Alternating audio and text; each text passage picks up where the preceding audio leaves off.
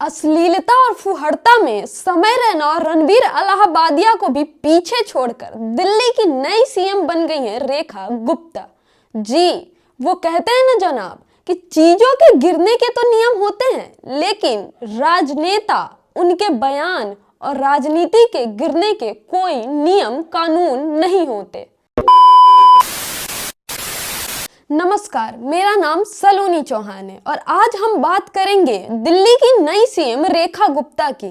रेखा गुप्ता ही वो नायाब हीरा है जिसे 12 दिन तक चिराग लेके ढूंढने के बाद बीजेपी के दो जौहरी ने ढूंढ निकाला है। जैसे ही अनाउंस हुआ कि वो दिल्ली की नई सीएम बनेगी, उनके कुछ पुराने और संस्कारी बयान सोशल मीडिया पे वायरल होने लगे। पहले जरा आप उस पे नजर डालिए। पहला ट्वीट, वो दिल्ली के सीएम अरविंद केजरीवाल को टैग करके कहती हैं कि दिल्ली तेरे बाप की भी नहीं है जो तू यहाँ मुख्यमंत्री बनकर बकवास कर रहा है।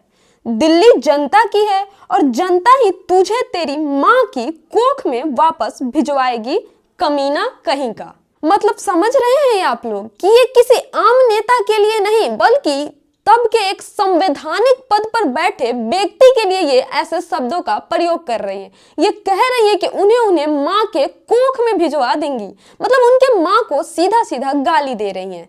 इनके ऐसे शब्दों से तो यही लग रहा है कि ये लेटेंट शो को भी पीछे छोड़ चुकी है।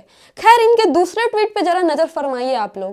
केजरीवाल अपना जन्मदिन कभी नहीं मनाता, उन्हें अपनी माँ से घटना का वीडियो मांगा था जिसे वो नहीं दे सकी थी।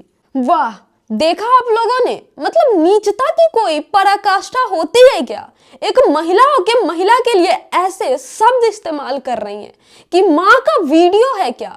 जब रणवीर इलाहाबादियों ने वीडियो की ऐसी बात की थी, तब तो बीजेपी वाले पूरे देश में बवाल मचा के रखे हुए हैं, उन पे एफआईआर करवा रहे हैं। यहाँ तक कि असम के सीएम ने उन पे एफआईआर करवाया है। लेकिन जब इनके खुद के पार्टी के महिला ऐसी बात कर रही हैं, तब उन्हें दिल्ली के सीएम बना के नवाजा जा रहा है।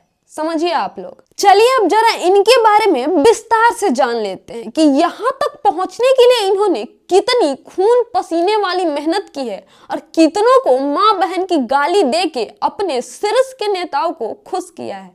क्योंकि बीजेपी में गाली देने वाले लोगों की ही तो बोलबाला है। जो जितना बड़ा गालीबाज होगा उसे उतने ही बड़े पद पर नवाजा जाएगा, पद पर बैठाया जाएगा। चाहे हम रमेश विधुड़ी की ही क्यों ना बात कर ले, जो कालका जी सीट से उम्मीदवार था। हालांकि वो बात अलग है कि दिल्ली के लोगों ने बहुत बुरी तरीके से उनको पटवा दिया उस क्षेत्र से और अतीसी वहां से जीत गई। खैर, ये दिल्ली भाजपा की अध्यक्ष, महिला मोर्चा की उपाध्यक्ष, एबीवीपी की मेंबर और आरएसएस की भी सदस्य रही हैं। अब यहाँ आप लोग क्रोनोलॉजी समझिए। और सुनने में तो ये भी आ रहा है कि आरएसएस ने ही रेखा गुप्ता के नाम का सजेशन दिया था, जिस पे बीजेपी ने मुहर लगाई, क्योंकि वो आरएसएस से पंगा ले नहीं सकती है। बहरहाल, जैसे ही इनके नाम का अनाउंस हुआ, विपक्षी पार्टियों के नेता भी ट्वीट्स करके इनको बधाई देते हुए नजर आए। अतीसी, केजरीवाल और कांग्रेस नेता अलका लंबा सहित बहुत सारे नेताओं ने भी इन्हें बधाई दिया है दिल्ली का नया सीएम नियुक्त होने पे। साथ ही साथ अतीसी ने इन पे हमला भी कर दिया है कि बीजेपी सत्ता में आते ही अपना वादा भूल गई। साथ ही साथ उन्होंने डिमांड की है कि ये जो 2500 वाला सिगुफा बीजेपी ने छोड़ा था, जो वादा किया था, वो जल्दी से जल्दी पास कराए वो बिल और दिल्ली की महिलाओं के अकाउंट में 2500 रुपए हर महीने भेजना शुरू कर दे। बाकी सब्सक्राइब कीजिए हमारे YouTube चैनल को और ऐसे ही वास्तविकता और सच्चाई के साथ हम आपको खबरों से रूबरू कराते रहेंगे। धन्यवाद।